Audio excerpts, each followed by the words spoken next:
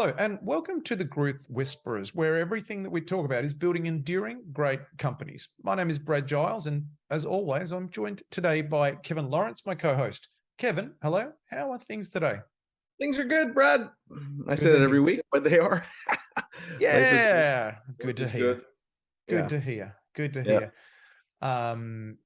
And we always like to start with a little bit of something different, something from your world, something that's on your mind, a word or phrase. What might be on your mind today, Kev? Today it's service.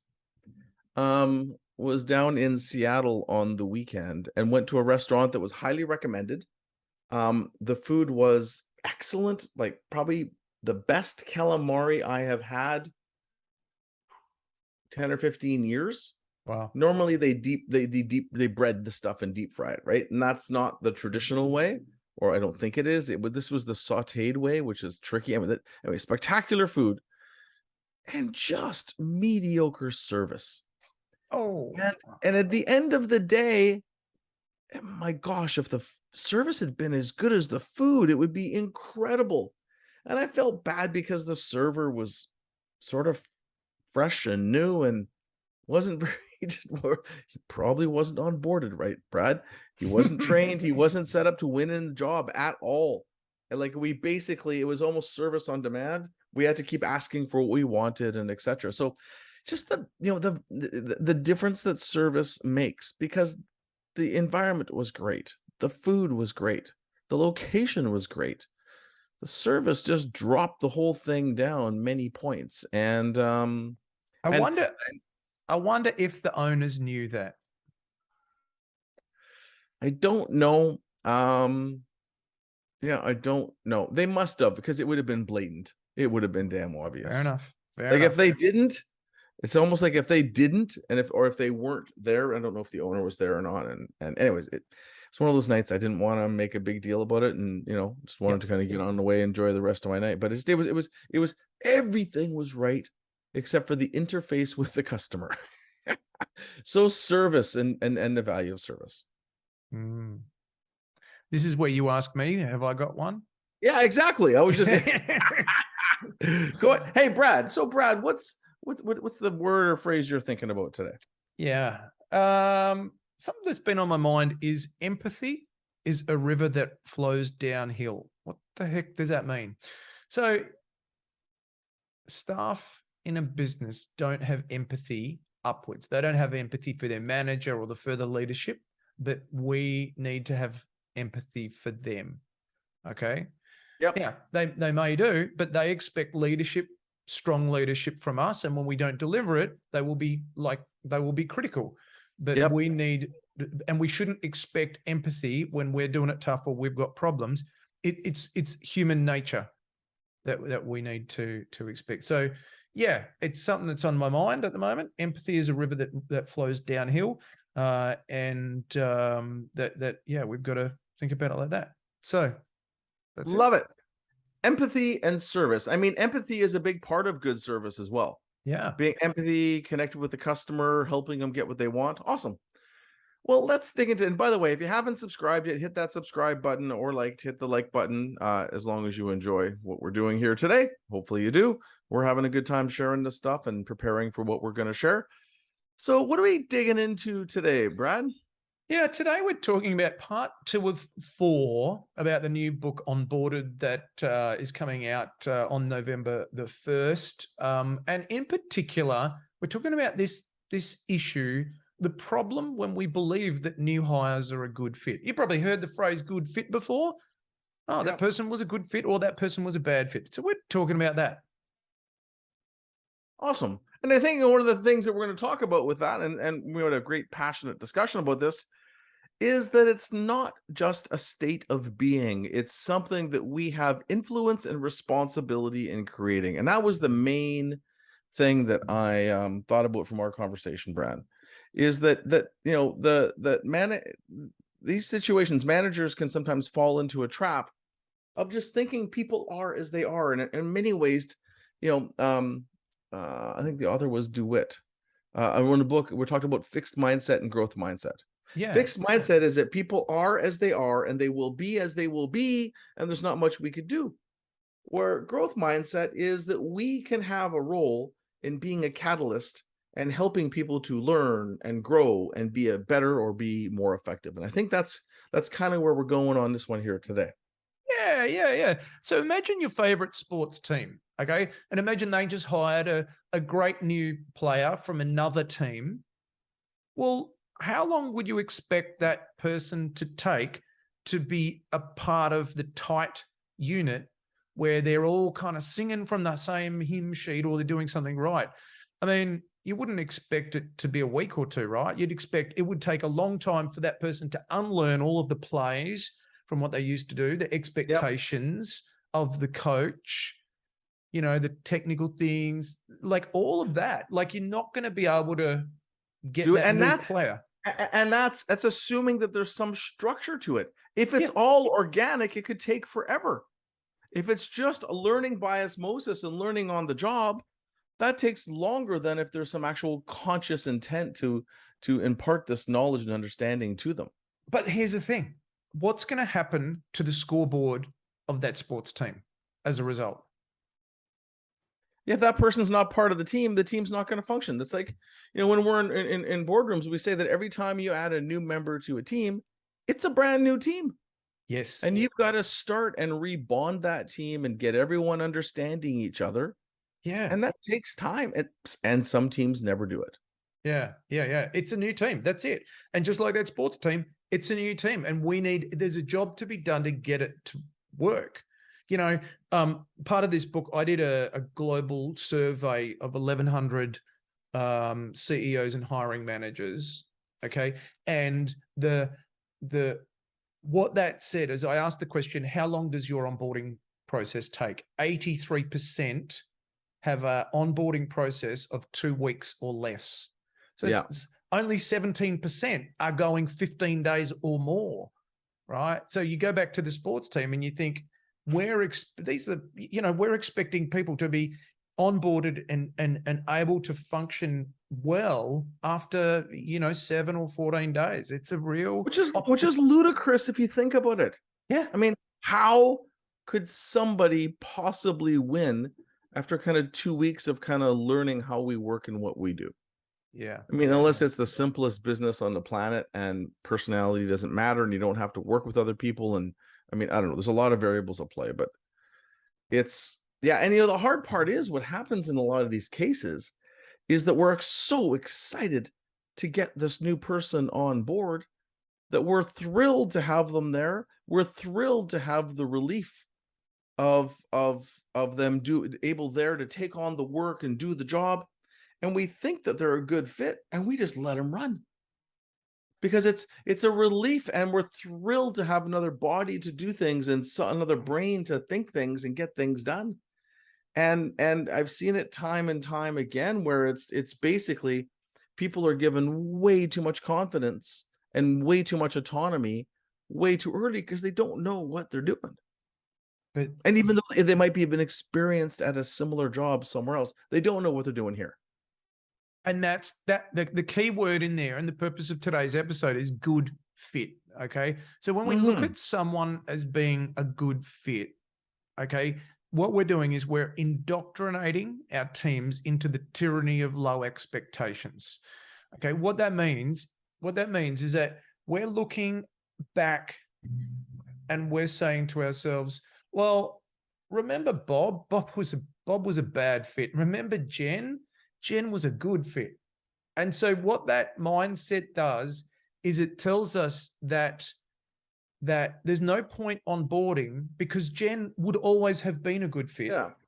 It takes away our responsibility in it. Yes. It's like they were either good or bad from the beginning, and whether the hiring decision process picked that up or not, but it takes away us thinking about our responsibility to make them really good and successful on the team versus, well, they were going to be that anyways. It's almost fatalist that, well, they were going to be good or not good. And, when we talked about this, Brad, what it boiled down for me in my simpleton brain was the safe expectation is that they're a decent fit, right? Yeah. Like in my mind, I'm a numbers guy. So it's like everybody you hire on average, they're naturally, organically would average to be about a 65% fit.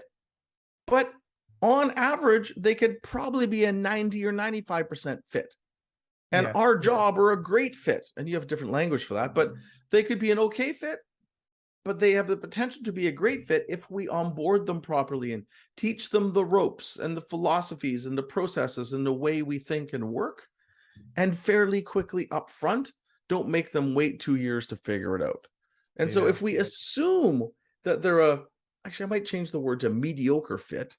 If we assume everyone comes in as a mediocre fit, but that they could be great, then we will treat them very differently, and we will give them the right resources and the energy to cause them to become an excellent fit in our organization, versus almost like leaving it up to luck and leaving up to chance. And that's a key point, because what really you're saying is we have a huge freaking responsibility to help someone become successful. Even if they're the best A player in the world coming on board, we've got a huge responsibility, and we got to make sure we do our job.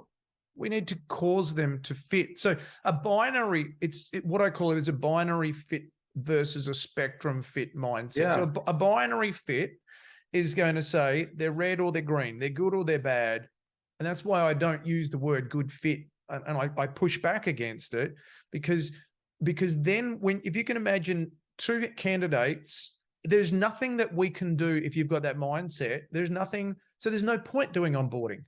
And it for busy managers are going to look back and they're going to go, why should I even bother doing your weekly meetings or whatever, spending time with this new hire? If they're good, they'll work out. And if they're bad, and that's the point you're trying to make. Yeah. You're trying to make is, just because you're really good doesn't mean you work out, because you're not going to learn some of the key things that you need to succeed often. Yeah. So then imagine a spectrum from green to red. Green, they definitely will work. Red, they definitely won't work. And then there's just this blend that goes across from there. Every single person that we hire will fall within there, and it's our job, the job to be done, to get those people to be a successful fit, to successfully fit in the firm, or to be an unsuccessful fit that we can validate and they should be exited. Yeah, and exactly. And you're not saying that everyone's going to fit, but you're saying we can do a much better job of helping them to fit and causing them to fit. I think of, Dean on my team. He's the first coach I brought on to my team. He's a master of this. These are not things that I am good at. Like, I am what you would call a stereotypical leader, not necessarily an effective manager by nature. And as we were building up our admin team in the firm, I said, Dean, I think I need you to help. I tried a couple times. I wasn't successful. And I believe I was the cause. And it may have been hiring mistakes too. Could have been a hiring mistake. But even that, there's a skill that people have of causing people to fit and helping them to be successful. He's like spectacular. Like, his onboarding plans are beautiful. The way he helps people succeed it's unbelievable. It's incredible the way that he does it. And for him, it's like nothing. And what I know is he is highly skilled at this, and we have an incredible team now doing that stuff. But he's doing all the things that you're talking about. He's happy to take a person that looks like a decent fit and help them to become a great fit. And he's like a shepherder, and he shepherds people to success, and he's, amazing at that. But he's learned this over the years in all of his different roles, and he's, I'm sure he's made mistakes, but the investment he makes in getting people successful is incredible. Hence, he has a very incredible track record of making people successful. Yeah. And that success, means that the next episode, we're going to talk about this thing called onboarding debt, right? And that is the things that people don't understand, but I'm not going to get into that. Makes me think, that story makes me think of many years ago, we hired a software developer, different business. We hired a software developer, Seemed like a good guy. On reflection, I looked back at him and I felt that he was a bad fit. Okay. I felt he was a bad fit. But if I was truly honest, like we really didn't get him, we didn't cause him to understand our expectations through an onboarding process. We hired him, we were flat out busy, and we didn't get him to understand the numbers, the expectations, from our expectations as managers, the cultural expectations, and the technical expectations, and the point there is that we didn't know why it didn't work. Okay. So because we didn't really do an effective onboarding process then, I look back at him as a bad fit, but I didn't really know why I would label him a bad fit. And we should have had more rigor to get that point, so that at 90 days, we could have confidently said, this person is an unsuccessful fit. And we know that. Yep. Yeah. And that's the key, is to know why you succeed when you succeed, and know why you fail when you fail. It's a simple thing I was thinking about as you're talking about this, Brad. We've added a couple of new advisors to our team in the last few months, and they're in the middle of their onboarding right now. But as we're going through it, we're having a conversation about something, and it was about how we deal with a prospective customer and the process and how we do it. And he's talking about what he's going to do. And I'm like, well, we don't do that. Yeah. we don't even believe in that. And so what I realized is I had Janice, who's my right hand, pull up the onboarding plan, and it wasn't in there. Yeah. This process of how we engage with a prospect. We had all of our different services and how they're delivering and what they expect. All that stuff, all that good stuff's in there. But there was nothing in there about that. And of course he was doing it differently because he didn't know how we do it. And I shared some things with him. Oh yeah, that makes sense. And it in a half-hour conversation, it was straightened out, but he would have been running down the wrong road and engaging with our clients in a way that's not consistent with how we do things. And it's not his fault. And so now we'll make sure it's in the onboarding to make sure it's there for future. And the other gentleman who's being onboarded right now, I'm going to make sure that he's got it. I've already got it on the calendar for he and I. But that's just these little things that sometimes you take them for granted. Of course they don't. And do you know what? He probably thought he was doing the right thing. He did. He was excited about how he did it. In this case, our phone, people contact us and we help filter their needs and come up with a solution. He was like wanting to pitch and tell them how great we are and teach them stuff. I'm like, that's not how we do it. But he's used to proactively contacting people versus people contacting us. Anyway, he was excited about his thing. I said, you got a great process. Yeah. If you're out there knocking on doors, but we don't do that. Anyways, it's and it's good people, smart with good intentions, but without knowing the right parameters. You know what's in between the lines of what you just said, right? How hard it is for people to unlearn, right? Because we think, we've got to teach them the way that we do. But if I've been using this other software, this other process, this other way, it's not just learning the way that we do it at this new firm. It's also about unlearning and learning a better way. So unlearning is really hard for the human brain. Well, unlearning is required to learn, right? You got to let go of an old belief. And there's this great thing during some passionate conversations in the last couple of years. I remember having some conversations with people where they just couldn't see my perspective or see a different perspective.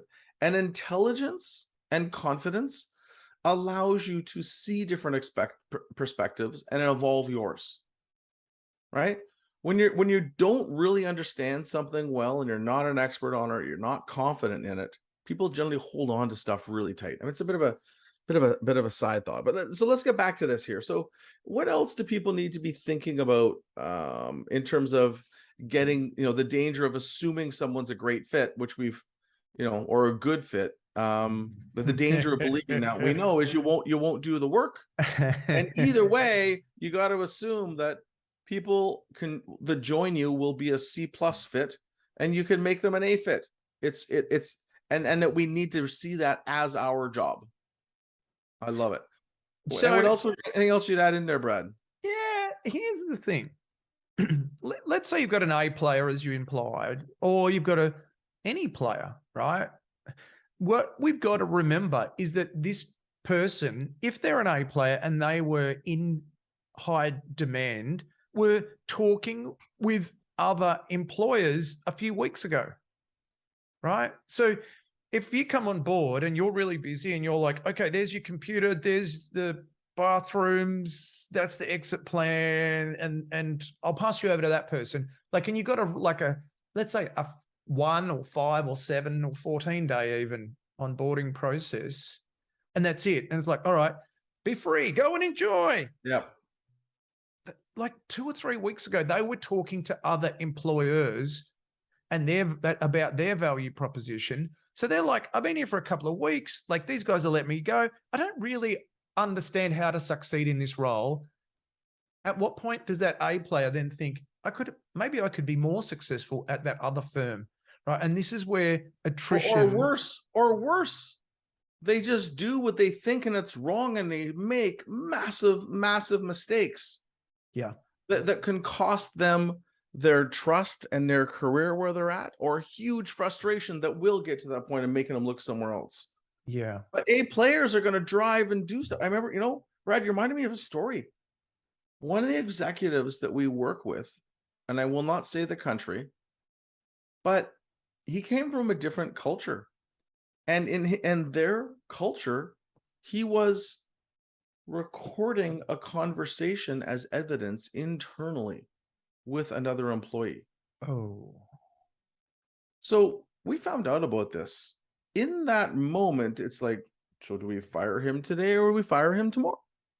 Well, we gave him the benefit of the doubt after we thought about it. But the reality is, in his previous company, and as screwy as it sounds, they did that. Yeah. That was a cultural norm. Now, 99% of the companies I've ever worked with, that wouldn't be. But where he was, it was a cultural norm. So he made a critical error, and maybe that wouldn't have got covered in onboarding, but he made a critical error. And we had a conversation. I didn't. They had a conversation with him, explained that was not okay. And we've been watching him for 6 months. He's great now. He's learned our rules of the road. He's learned our approaches and our values. But he had bad habits from somewhere else he had been, and didn't even realize that it was a bad habit, but it completely was wrong in the culture that he had joined. He understands. Like, that's the thing. But if we've got a good fit mindset, we think it's all about the deal, right? Think about buying a house or buying a car or doing it. But hiring isn't everything. Hiring is critically important, okay? But if we look at hiring gives us the deal. If we do a good job of hiring, we'll get an A player and then we'll be all good. But then there's a whole another job to be done. And the brutal reality is that almost everyone has a bad onboarding story, okay? And almost every company does a crappy job of onboarding. It's a massive opportunity for companies right now. I remember I hired a salesperson many years ago, and she was classified as a good fit. Okay, she seemed at the beginning to be a good fit, but then after 9 months, when she left because she wasn't doing the right things, I kind of thought, she wasn't a good fit. She was a bad fit. But then if I think about it from a spectrum mindset, she's had successful roles around us, and we didn't make her understand and cause her to be a successful fit. So the good fit is a real problem. Yeah, I love it. And the reality is, assuming that they're going to get there on their own, it's like thinking that your kid can teach themselves to ride a bike themselves. Oh, they're a smart kid, they should figure it out. When in reality, we've got a job to do and we don't want to miss that. Awesome. Great conversation. So other episodes that we have that relate to this, episode 69, what is a top grading virtual brunch and why you need one? Episode 54, 7 hidden reasons employees leave. Part of it is because the job is a mismatch and they're not feeling good about it.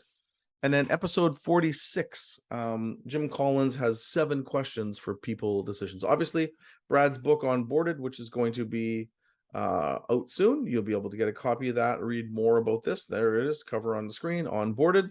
We'll make sure that we put the link in the notes as well. And the root of all this is that it's misconceptions that we have, that we spend all this time and energy finding great talent, and then we underinvest when we're onboarding them and decrease their chances of becoming an amazing part of our team. Even if they have the ingredients, some people might get there on their own, but most people need help, or at least we can accelerate it. By the way, interesting as a side note, one of the clients that I work with, they do surveys at the end of their 3-month onboarding to ask what was helpful, like how happy they were with it, what was helpful, what would have made it better, what, like, i.e., what do they wish they did, and they've done hundreds and hundreds of these surveys to help them dial in their process over time. Yeah. And so that's what we're going to talk about next week, is onboarding debt. So if you're not causing people to understand, if you don't have an effective onboarding process, what is the cost of that? Hope you join us next week. It's been a good episode, Kev. Good to chat. Yeah, thanks for listening, everyone. You can get us on youtube.com, obviously, and just search the Growth Whisperers. And both Brad and I both have weekly newsletters and lots of valuable resources on our websites. Brad's evolutionpartners.com.au, and mine is lawrenceandco.com. Have an awesome week.